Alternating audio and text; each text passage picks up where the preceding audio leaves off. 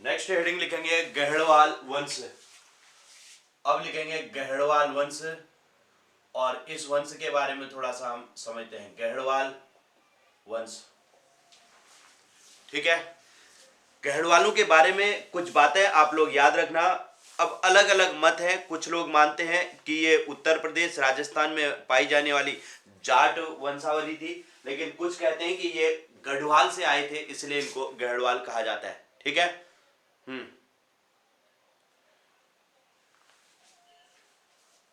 अभी अब गहड़वाल वैसे रहते तो यहाँ भी रहते ही हैं, अभी भी रहते हैं, हो सकते हैं उनके वंशज हों, है ना, इस तरीके का हो सकता है बाद में।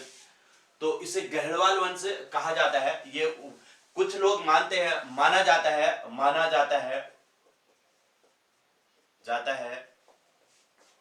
कि ये गढ़वाल से आए थे,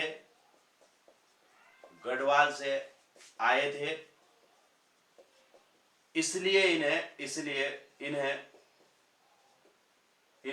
गहड़वाल कहा जाता है, गहड़वाल कहा जाता है, ठीक है, कहा जाता है। तो इस वंश का संस्थापक कौन था, इसको याद रखना। संस्थापक था चंद्रदेव।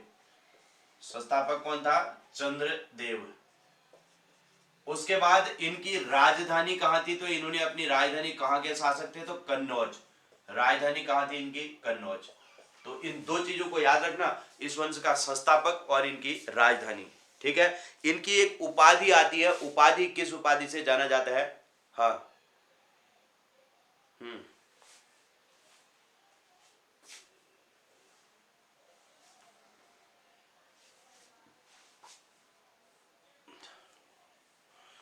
हाँ, ये रहते भी तो हैं गहड़वाल, यहाँ देवीदुरा के आसपास रहते भी तो हैं गहड़वाल। वहाँ इनका गहड़वाल लोग, कई लोग रहते हैं इधर, कुमाऊं में भी रहते हैं ना। और इनकी उपाधि क्या है? उपाधि, राजधानी हो गया कन्नौज, उपाधि इनकी काशी नरेश। उपाधि क्या है इनकी? काशी नरेश की उपाधि है, काशी नरेश इन्हें कहा जाता है, ठीक। अब शासक देखिए, इस वंश के शासकों में सबसे पहला नाम किसका आया? चंद्रदेव का। चंद्रदेव का नाम याद रख लेना। एक तो ये क्या था? यह गहड़वाल वंश का संस्थापक था, गहड़वाल वंश का संस्थापक। एक नाम तो इसका याद रख लेना, ठीक है। एक नाम और इंपॉर्टेंट है, इसका नाम है गोविंद चंद्र। गोविंद चंद्र, गोविंद चंद्र, गोविंद चंद हुआ, है ना, जैसे जयचंद हुआ वैसे गोविंद चंद। गोविंद चंद का एक दो पॉइंट इसमें इंपॉर्टेंट है, एक पॉइंट इसमें बहुत इंपॉर्टेंट है। सबसे पहली बात, ये गहड़वाल वंश का प्रतापी शासक था। एक पॉइंट तो ये याद रख लेना कि ये प्रतापी शासक था, पहला पॉइंट। और दूसरा पॉइंट इसमें एक और इंपॉर्टेंट होता है, इसके दरबार में लक्ष्मीधर इसका एक मंत्री था। इसका मंत्री कौन था? मंत्री का नाम है लक्ष्मीधर, मंत्री का नाम है लक्ष्मीधर। और इसकी एक रचना है, यह रचना इंपॉर्टेंट है, कृत्य कल्प तरु, कृत्य कल्प तरु की इसने रचना की थी, कृत्य कल्प तरु। और जो कि कानून पर आधारित पुस्तक है। किस पर आधारित है ये?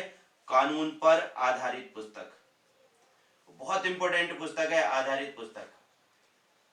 इसको आप लोग याद रखना, सीधा क्वेश्चन पूछा जा सकता है कि कृत्य कल्प तरु किसकी रचना है? तो ये लक्ष्मीधर की रचना है। कृत्य कल्प तरु किसकी रचना है? तो लक्ष्मीधर की रचना है ये, ठीक है। तो इसको आप लोग ध्यान रखना। गोविंद चंद प्रतापी शासक था इस वंश का, मंत्री लक्ष्मीधर, और इनकी रचना है कृत्य कल्प तरु, और ये कानून पर आधारित एक पुस्तक है ना। इतना ही हो गया। और गोविंद चंद के बाद अब हम देखते हैं लास्ट जो आ जाता है इसमें, जयचंद। और भी शासक है, लेकिन हम सबको नहीं ले रहे, जो इंपॉर्टेंट है, जिनके बारे में कुछ फैक्ट है, उन पर हम बात कर रहे हैं। तो जयचंद के समय, जयचंद की पुत्री, आप लोगों ने कहानी सब पढ़ी ली है। जयचंद की पुत्री संयोगिता से पृथ्वीराज चौहान ने विवाह कर लिया। पृथ्वीराज ने जबरन ने अपहरण कर विवाह कर लिया, ऐसे कर लेते हैं, अपहरण कर विवाह कर लिया, विवाह किया, जिससे नाराज होकर, नाराज होकर होकर जयचंद ने मोहम्मद गौरी को भारत में आमंत्रित किया, भारत में आमंत्रित किया। अब क्या होता है देखो, अब क्या हुआ, एक तो तराइन का प्रथम युद्ध हुआ, तराइन का प्रथम युद्ध, ये 1191 में।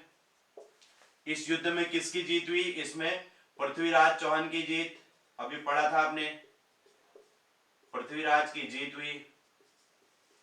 उसके बाद फिर कौन सा हुआ, तराइन का दूसरा युद्ध, तराइन का दूसरा युद्ध हुआ। कब हुआ ये, 1192 में। इसमें किसकी जीत हुई, पृथ्वीराज की हार होगी, पृथ्वीराज की हार, मतलब मोहम्मद गौरी की जीत होगी। इसके बाद एक युद्ध होता है, कौन सा, चंदावर का युद्ध, इसको अब याद रखेंगे, चंदावर का युद्ध। ये कब हुआ, 1194 में। ये किसके बीच हुआ, ये हुआ जयचंद और मोहम्मद गौरी। अब उसी ने बुलाया था देखो, मोहम्मद गौरी के बीच, उसी के साथ इसने धोखा कर दिया फिर, है ना। तो इस तरीके की प्रवृत्ति हुई इनकी। तो जयचंद और मोहम्मद गौरी के बीच हुआ, और इस युद्ध में जयचंद मारा गया, बस इस युद्ध में जयचंद मारा गया। तो जयचंद मारा गया, और इसके बाद जो है यहाँ पर गहड़वाल वंश का अंत, और मोहम्मद गौरी ने जो है यहाँ पर भी अपना अधिकार कर दिया। और फिर उसने अपने गुलाम कुतुबुद्दीन ऐबक को यहाँ पर भारत में रखा, और उसने यहाँ पर किस वंश की नींव रखी, गुलाम वंश की नींव रखी। तो यहीं से शुरुआत हो जाती है गुलाम वंश की। क्लियर। तो यहाँ पर कुछ अन्य उस समय की तत्कालीन परिस्थितियां हैं, उन पर भी हम थोड़ा थोड़ा चर्चा कर लेते हैं। जो इंपॉर्टेंट फैक्ट हैं उनको हम समझते हुए चलते हैं। तो इसको जल्दी से आप लोग लिख लीजिए, इतना इसके बारे में जल्दी से आप लोग लिखना है।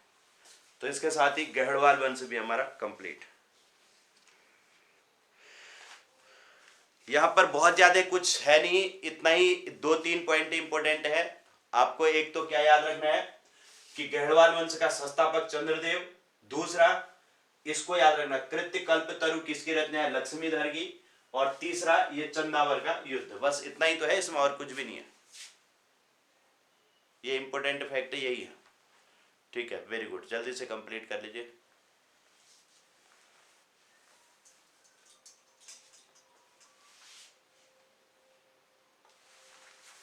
तो ये वंश भी हमारा कंप्लीट हो गया।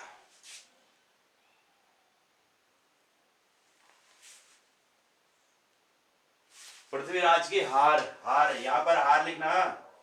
दूसरे युद्ध में पृथ्वीराज की हार, पहले युद्ध में पृथ्वीराज की जीत, और दूसरे में पृथ्वीराज की हार हुई। ठीक है, 1192 में पृथ्वीराज की हार, 1191 में पृथ्वीराज की जीत, और 1192 में पृथ्वीराज की हार, और चंदावर के युद्ध में जयचंद की हार होगी, मारा गया। ठीक है, ओके।